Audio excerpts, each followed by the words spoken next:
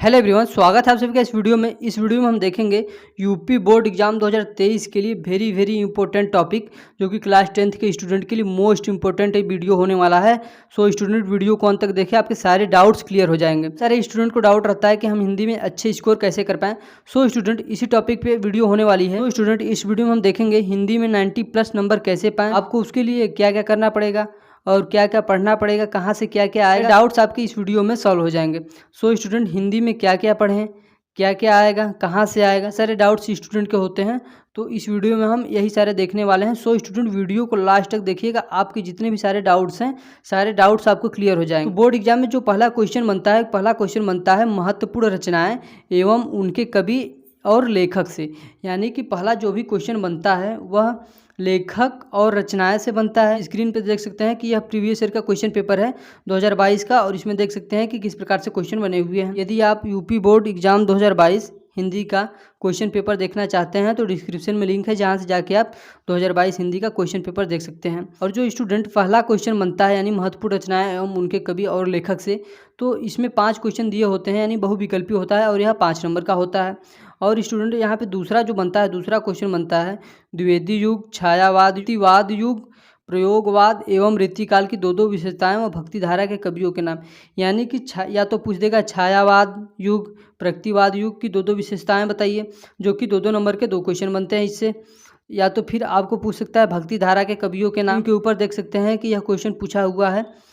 तो आइए अब हम तीसरा देखते हैं, तीसरे में क्या बनता है स्टूडेंट। जो तीसरा क्वेश्चन होता है, तीसरा क्वेश्चन में आपको क्या बोलेगा, दिए गए गद्यांश का उत्तर दीजिए। 2 गद्यांश दिए गए रहेंगे, यदि पहला वाला गद्यांश का उत्तर आ रहा है तो पहला वाला आप करेंगे, यदि पहला वाला नहीं आ रहा है तो अथवा करके दूसरा गद्यांश दिया रहता है, दोनों में से कोई एक करना रहता है। तो आपको दोनों में से कोई एक करना है स्टूडेंट, या तो पहला वाला करिए या तो फिर अथवा करके जो दिया है उसको करिए। तो उसमें ही 3 क्वेश्चन आपके रहते हैं। यानी पहला क्वेश्चन जो रहता है, उपर्युक्त गद्यांश का संदर्भ दिया रहेगा, जो गद्यांश आपको आता रहेगा उसको क्या करना है, उसका संदर्भ लिखना है, यानी उस गद्यांश का संदर्भ लिखना है। और वहाँ पे जो गद्यांश रहेगा लाइन रेखांकित की गई होगी उसका आपका क्या करना है, व्याख्या करना है। और जो तीसरा प्रश्न उसी में आता है, कोई प्रश्न दिया रहेगा उसी में से गद्यांश को पढ़ के उसका उत्तर लिखना रहेगा। तो इस प्रकार से क्वेश्चन नंबर 3 में इस प्रकार से आता है। और जो क्वेश्चन नंबर 4 होता है, क्वेश्चन नंबर 4 में पद्यांश से आपका आता है, यानी दिए गए पद्यांश को हम क्या बोलते हैं, काव्य बोलते हैं, का उत्तर दीजिए। यानी कि पद्यांश में भी आपको 2 पद दिए रहते हैं अलग अलग। यदि पहला वाला आ रहा है तो पहले वाले का आप आंसर लिखेंगे, यदि आपको पहला वाला नहीं आ रहा है तो आप अथवा करके जो दूसरा दिया रहेगा उसका आप आंसर देंगे। यदि मान लीजिए आपको पहला वाला आ रहा है तो आप पहला वाला क्या करेंगे, उपर्युक्त पद्यांश का संदर्भ लिखिए, क्वेश्चन दिया रहेगा तो पहले वाले पद्यांश का आप क्या करेंगे, संदर्भ लिख देंगे। उसके बाद दिया रहेगा पद्यांश की व्याख्या कीजिए, तो पद्यांश की आप क्या करेंगे, व्याख्या कर देंगे।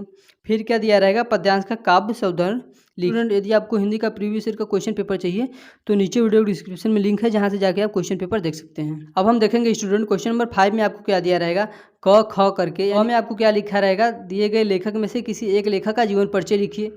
सो स्टूडेंट यह जो तीनों हमने लेखक यहाँ पे लिखा हुआ है यह वेरी मोस्ट इंपॉर्टेंट है, प्रत्येक साल यह रिपीट करती है। इनमें से आप तीनों याद करके जाते हैं, कोई एक न एक जरूर आपका फंस जाएगा स्टूडेंट। इधर साइड में बगल में आप देख सकते हैं कि यह जीवन परिचय 2022 में हिंदी में आया हुआ जीवन परिचय है स्टूडेंट। आप इन तीनों लोगों का जीवन परिचय यदि याद कर लेते हैं, तीनों लेखक का, तो कोई एक न एक अवश्य फंस जाएगा। अब इसी प्रकार से ख में क्या दिया रहता है, कवि का जीवन परिचय।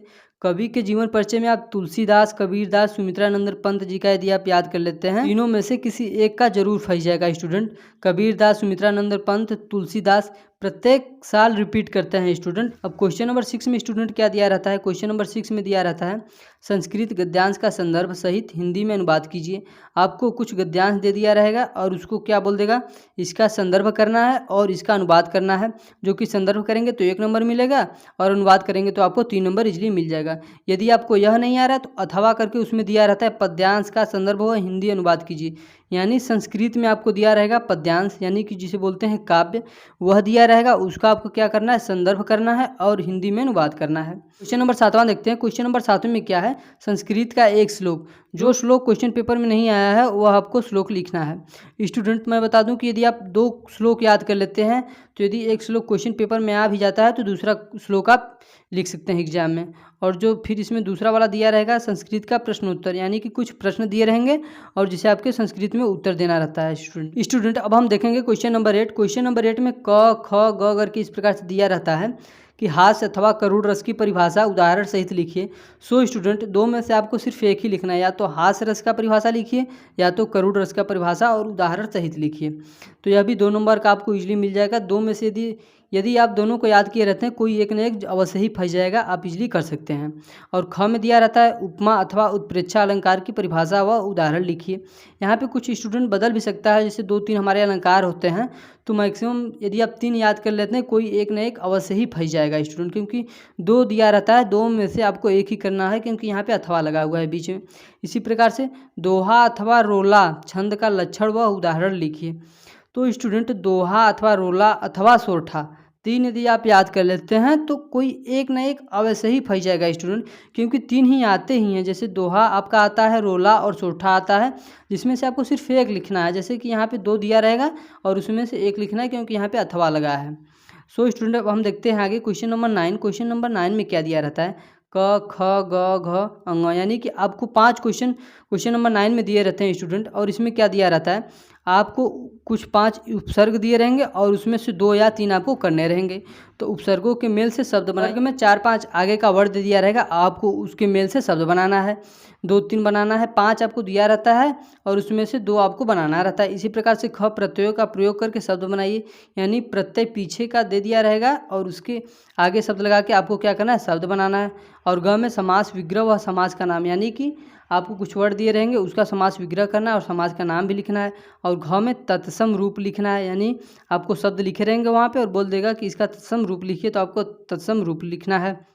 और यहाँ पे अंगा जो है, इसमें क्या करना है? पर्यायवाची शब्द आपको लिखना है। पर्यायवाची शब्द यानी कि कुछ आपको दिए रहेंगे और उसका पर्यायवाची शब्द लिखना है। जैसे कि पुष्प हो गया हमारा, आकाश हो गया, नदी हो गया, तो इसका पर्यायवाची शब्द क्या है? उसको आपको लिखना पड़ेगा। यदि आप पढ़े होंगे तो जी आप इसको भी लिख सकते हैं। अब जो क्वेश्चन नंबर 10 होता है, क्वेश्चन नंबर 10 में क, ख, ग, घ करके 4 क्वेश्चन दिए रहते हैं इस प्रकार से। जो कि पहला वाला क्वेश्चन रहता है संधि विच्छेद के ऊपर रहता है, संधि विच्छेद करना रहता है और उसका नाम लिखना रहता है। और जो दूसरा में आपको रूप दे सकता है, नदी अथवा मति अथवा फल का, उसमें आपको क्या करना है? रूप लिखना रहता है। और ग दिया रहता है, जिसमें लकार आपको लिखना रहता है। और घ जो है 2 वाक्यों का संस्कृत में अनुवाद, यानी आपको कुछ दिया रहेगा, उसका क्या करना है? आपको संस्कृत में अनुवाद करना है। अब जो क्वेश्चन नंबर 11 है student, very very most important है, क्योंकि यही सब मैक्सिमम नंबर के हमारे क्वेश्चन होते हैं। 6 जो टॉपिक हमने यहाँ पे लिखा हुआ है, यह 2022 हिंदी के पेपर में आए हुए टॉपिक हैं। आप चाहे तो क्वेश्चन पेपर भी देख सकते हैं। यहाँ पर स्क्रीन पर आपको दिखाई दे रहा होगा कि यह सारे आए हुए टॉपिक हैं बोर्ड एग्जाम में। स्टूडेंट आपको 5 इस प्रकार से करके टॉपिक दे देगा, किसी एक पर आपको निबंध लिखना रहेगा। जो आपको सही तरीके से अच्छे से आता हो, जो आपने पढ़ा हो, उसी टॉपिक पे आप क्या करेंगे? निबंध लिख देंगे और इसलिए आपको 6 नंबर मिल जाएंगे। अब स्टूडेंट जो लास्ट क्वेश्चन आता है, क्वेश्चन नंबर 12। क्वेश्चन नंबर 12 में क्या दिया रहता है? खंड काव्य दिया रहता है, जो कि जिला के अनुसार अलग अलग होता है। जैसे कि हमारा जिला सोनभद्र है, तो सोनभद्र में ज्योति जवाहर खंड चलता है, जिसमें कि पंडित जवाहरलाल नेहरू के व्यक्तित्व का वर्णन किया गया रहता है। यह भी स्टूडेंट आपका 3 नंबर का होता है। स्टूडेंट आपने देख लिया कि बोर्ड एग्जाम में क्या आता है और कहाँ से आता है। इस प्रकार से आप बोर्ड एग्जाम में 70 नंबर के लिए प्रिपरेशन कर सकते हैं अच्छे तरीके से। वीडियो अच्छा लगा हो तो वीडियो को लाइक करें। स्टूडेंट प्लीज़ चैनल पर नया हो तो प्लीज़ चैनल को सब्सक्राइब करें, ताकि मेरे आने वाले सभी वीडियो के नोटिफिकेशन आप तक पहुँचते रहें।